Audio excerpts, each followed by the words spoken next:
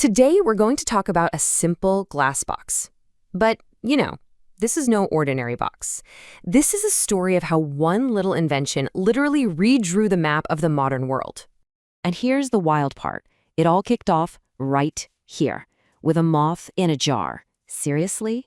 So, the big question is, how on earth did that, just a simple observation, end up breaking an entire empire's monopoly and, basically building the world we all live in today? Let's dive in. Okay, so before we even get to the box itself, we've got to understand the massive problem it was built to solve. And that problem was tea. $1 billion tea problem, for the British Empire to be exact. So you've got this setup, right? On one side, there's Britain, completely obsessed with tea. I mean, an insatiable, fanatical demand. And on the other side, China, the only place in the world you could get it. They had a total monopoly. What did that mean? Well, it meant a constant, massive river of British silver was just pouring out of the country and straight into China. This was a huge economic problem, a real strategic weakness. They were absolutely desperate for a way out. So you can see why Britain desperately needed its own supply of tea. The problem was, every single time they tried to ship live tea plants from China to their colonies in India, the plants died. Every single time. The long sea voyage was just too much for them. The solution, when it finally came, was from a place no one ever would have looked. And that brings us to our unlikely hero, a guy named Dr. Nathaniel Bagshaw Ward.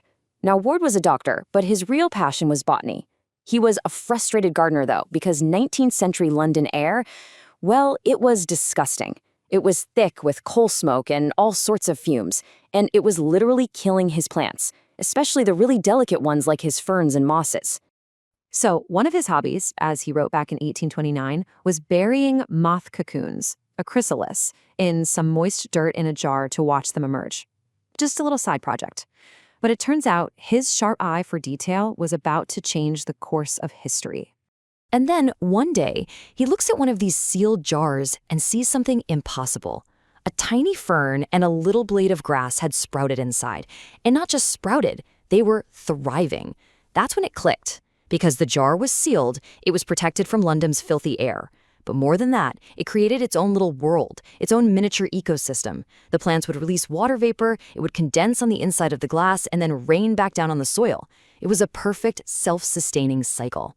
So he thought, hey, what if I build this bigger? And started making these larger glazed wooden cases. And that invention became known as the Wardian Case. Basically, a sealed, portable glass box that creates its own perfectly stable, humid little microclimate inside. And this was the game changer. For the first time ever, you could send delicate plants on super long journeys and they'd actually survive. It all came down to two things they never had before: protection from the outside world and portability. Okay, so a neat little invention for gardeners, right? Well, this is where the story takes a sharp turn, because this little glass box, it's about to become the essential gadget in one of the biggest heists in history, a massive act of industrial espionage. Flash forward to 1848. The powerful East India Company sends a botanist, Robert Fortune, on a top-secret mission. His objective is simple but incredibly dangerous: get into China, steal their prized tea plants, their seeds, and figure out their secret processing methods.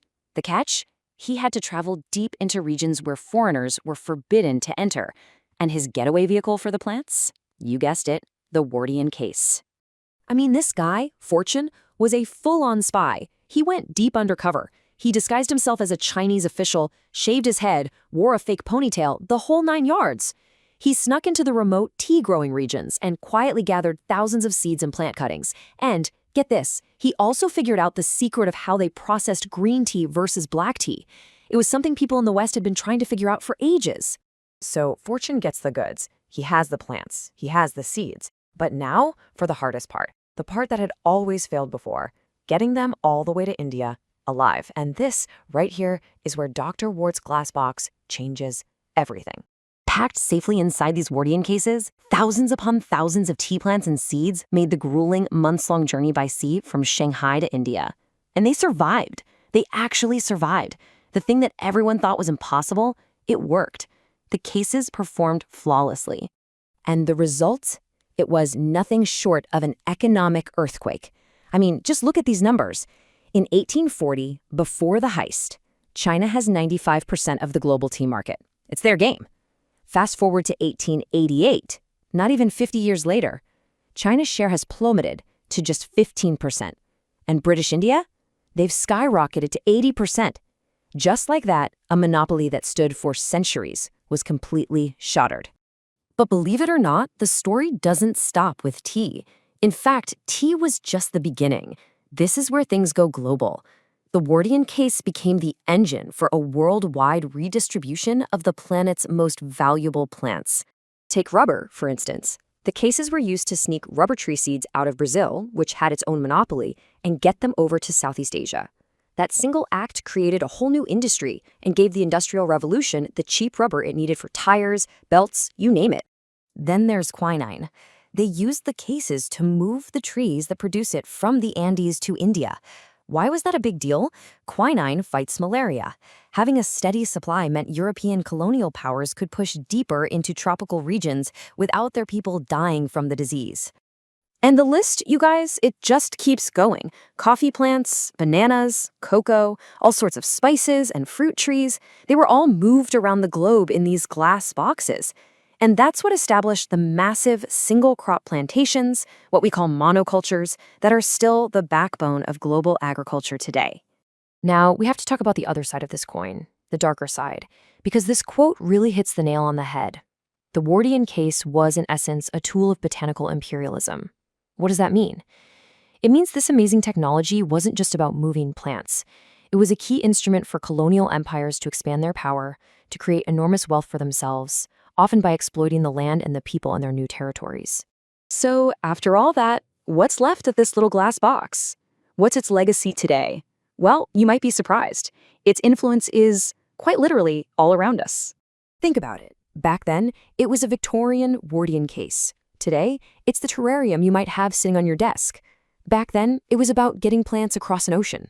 Today, that same principle of creating a controlled environment is essential for high-tech scientific labs. And that original dream of a tiny, self-sustaining world in a box, we're now trying to scale that up to build greenhouses for space travel, to figure out how to grow food on other planets.